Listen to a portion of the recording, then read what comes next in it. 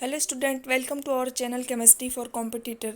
तो आज की इस क्लास में हम लोग देखने वाले हैं कि हमारे पास एक क्वेश्चन दिया हुआ है। क्वेश्चन क्या है कि both nickel 2+ ion and platinum 2+ ion are D8 ion with chlorine ligand form MCl4 2 complex ion.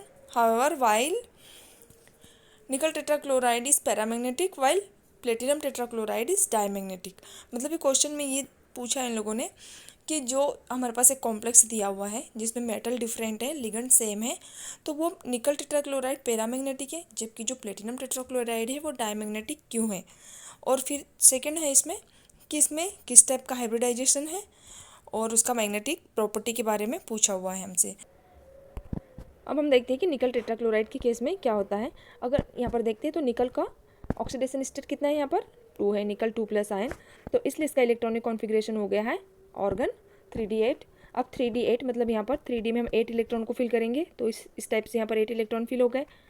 फिर 4s0 में कोई भी इलेक्ट्रॉन नहीं है, इसलिए कोई भी यहाँ पर खाली है। ये 4p में भी कोई भी इलेक्ट्रॉन नहीं है, इसलिए ये एम्प्टी है। फिर देखते हैं कि इसमें क्लोरीन कैसा है। क्लोरीन है weak field ligand, weak field ligand है, इस कारण से वीक फील्ड लिगेंड क्या करते हैं, पेयरिंग नहीं कराते हैं, इसलिए ये यहाँ पर जो 2 अनपेयर इलेक्ट्रॉन है ये अनपेयर इलेक्ट्रॉन पेयरिंग नहीं करेंगे।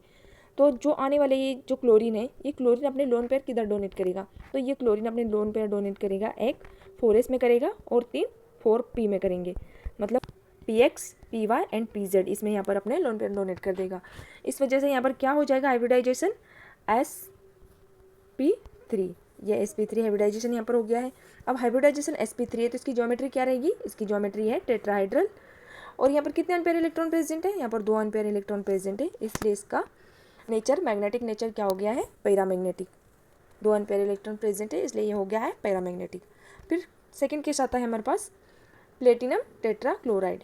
प्लेटिनम टेट्राक्लोराइड में अगर हम प्लेटिनम की बात करते हैं तो प्लेटिनम कौन सी सीरीज, ट्रांजिशन सीरीज का एलिमेंट है, प्लेटिनम है 5D सीरीज का एलिमेंट है, ठीक है।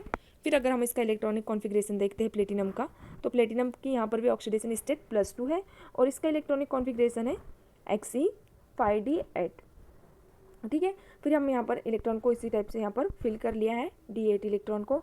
यहाँ पर भी 6s में कोई इलेक्ट्रॉन नहीं है, इसलिए 6s0 और 6p में भी कोई इलेक्ट्रॉन नहीं है, इसलिए यहाँ ये भी एम्प्टी है।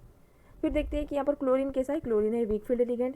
वीक फील्ड लिगेंड क्या करते हैं, वीक फील्ड लिगेंड के पास इतनी एनर्जी नहीं होती है कि वो पेयरिंग करा सके, लेकिन इस केस में क्या हो रहा है, यहाँ पर ये पेयरिंग हो रही है। ये पेयरिंग किस वजह से हो रही है, पेयरिंग हो रही है प्लेटिनम की वजह से, क्योंकि प्लेटिनम क्या है 5D सीरीज़ का एलिमेंट है। और जैसे जैसे अगर हम 3D से 5D सीरीज़ की साइड जाते हैं तो उसका क्रिस्टल फील्ड स्टेबलाइजेशन वैल्यू क्या होता है, इंक्रीज होता है, मतलब उसका CFSE वैल्यू इंक्रीज होगा। तो CFSE वैल्यू इंक्रीज होने के कारण इसमें एनर्जी गैप क्या हो जाएंगे, बढ़ जाएंगे। एनर्जी गैप की वजह से हमें इस इलेक्ट्रॉन की पेयरिंग इधर कराना पड़ेगा, इसलिए ये इलेक्ट्रॉन पेयर हो गया है और यहाँ पर एक ऑर्बिटल खाली रह गया है। अब इसमें एक क्लोरीन, जो प्लेटिनम टेट्राक्लोराइड के 4 क्लोराइड में से एक क्लोरीन आप यहाँ पर आ जाएगा, D में आ जाएगा। फिर दूसरा क्लोरीन रहेगा जो कि 6s में आएगा और 2 क्लोरीन बचे हुए 6p में आ जाएंगे। इस वजह से यहाँ पर इसका इलेक्ट्रॉन, अगर हम इसका हाइब्रिडाइजेशन देखते हैं तो इसका हाइब्रिडाइजेशन हो जाता है DsP2। और DsP2 हाइब्रिडाइजेशन मतलब कि इसका ज्योमेट्री क्या रहेगा, इसका ज्योमेट्री रहेगा स्क्वायर प्लेनर और यहाँ पर कोई भी अनपेयर इलेक्ट्रॉन नहीं है, इसलिए ये कैसा हो गया है, डायमैग्नेटिक, क्योंकि कोई भी अनपेयर इलेक्ट्रॉन प्रेजेंट नहीं है। अगर हम ज्योमेट्री की बात करते हैं तो ज्योमेट्री में अगर हम देखते हैं तो 4D एंड 5D के जितने भी एलिमेंट होते हैं उनकी ज्योमेट्री कैसे होती है, उनकी ज्योमेट्री ऑलवेज होती है स्क्वायर प्लेनर।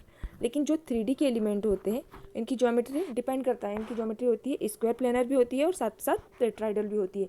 लेकिन ये तो 4D और 5D के एलिमेंट जितने होते हैं वो स्क्वायर प्लेनर कॉम्प्लेक्स होते हैं।